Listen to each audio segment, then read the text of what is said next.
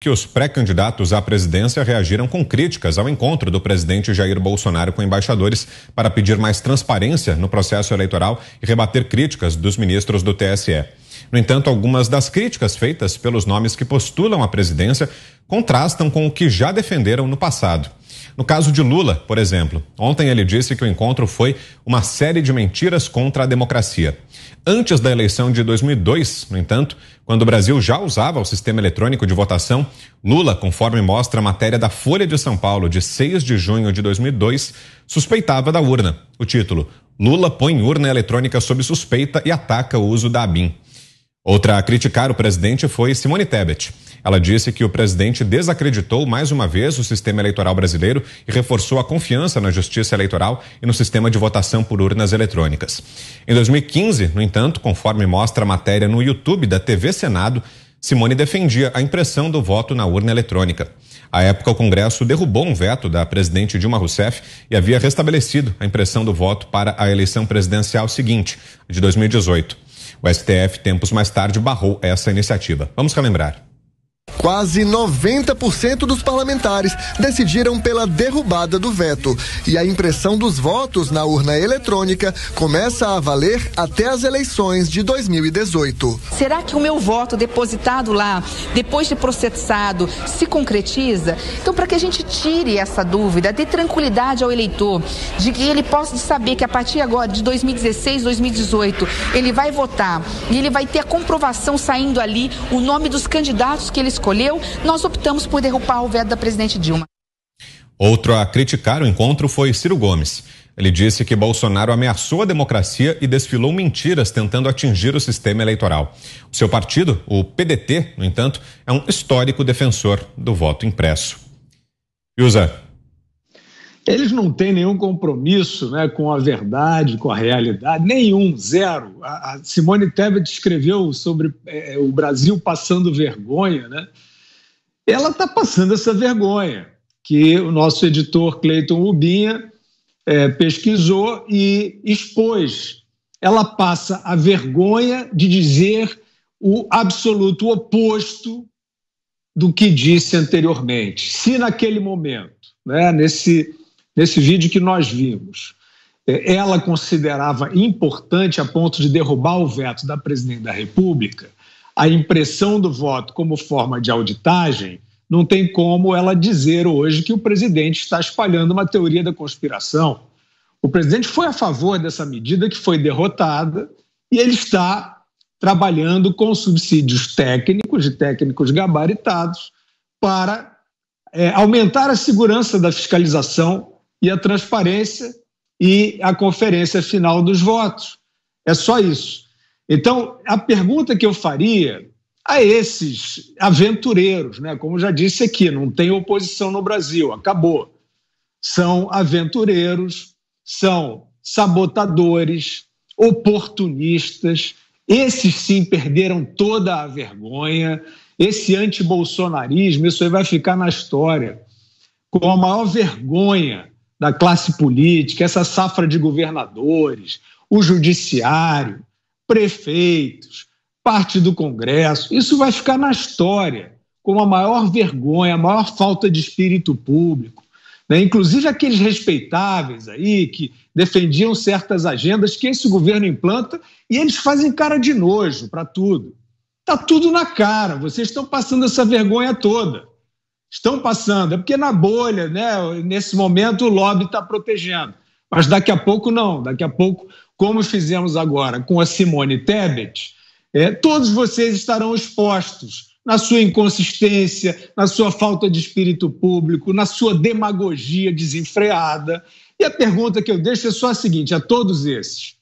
Onde estão os arquivos da eleição de 2018, onde o sistema foi invadido e violado comprovadamente pela Polícia Federal? Eu respondo, esses arquivos foram apagados. Foram apagados dentro do TSE. Eles não têm curiosidade para saber por que o sistema foi violado e corrigir essa vulnerabilidade? Então, se eles não têm, ou eles são absolutamente ignorantes sobre o passado recente do país, ou eles são irresponsáveis e querem que a eleição seja insegura mesmo. Você, Mota? Para essa turma, coerência é dispensável. Ideias, propostas são dispensáveis. Até a verdade é dispensável. Vale tudo, né? Principalmente dizer uma coisa e, algum tempo depois, dizer outra coisa que é exatamente o oposto daquilo que eles tinham dito. Vale também dizer uma coisa e fazer outra.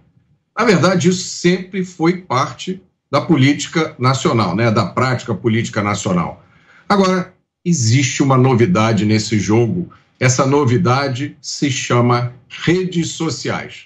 Todo mundo sabe, a internet nunca esquece. E aí o que acontece? Uma tia do Zap, de uma cidadezinha pequena lá no interior do Brasil, tem ferramentas para desmentir um político picareta.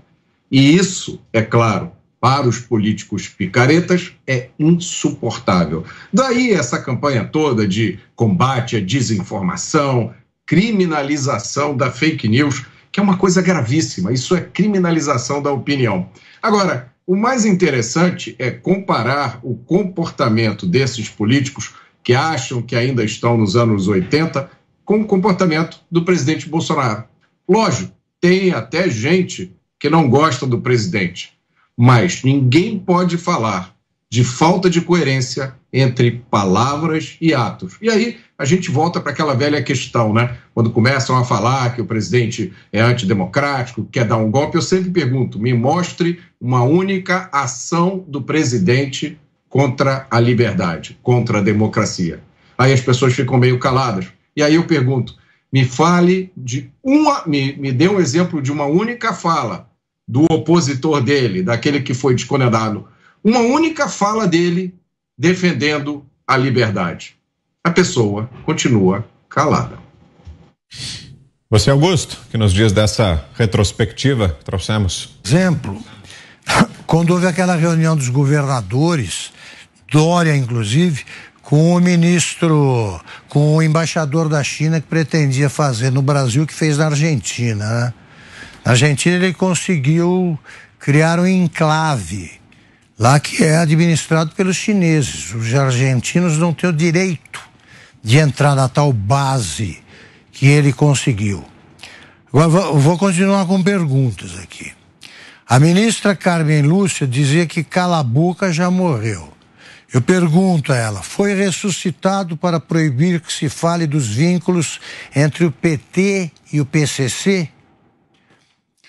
Quanto lucrou, a outra pergunta para o ministro Gilmar Mendes, quanto lucrou em 2021 o ministro Gilmar Mendes com os saraus e seminários que organiza em Portugal? Diga, Ana. Acho que vale a pena relembrar não apenas os pré-candidatos, mas também alguns jornalistas e partidos. Em 2016, logo após a eleição que Donald Trump venceu aqui nos Estados Unidos, um correspondente de um outro canal a cabo, um correspondente de Nova York, muitíssimo alinhado com o Partido Democrata, detesta Donald Trump, ele foi às redes sociais no dia 23 de novembro de 2016 e tuitou o seguinte: o risco de urnas eletrônicas serem alvo de hackers existe. O Brasil deveria rever isso e talvez voltar ao voto de papel. Aí o Partido Novo, conta verificada no Twitter, respondeu a este jornalista: voto eletrônico com comprovante impresso permite a rapidez atual com a possibilidade da recontagem física se necessário. Partido Novo, 23 de novembro de 2016. O que mudou?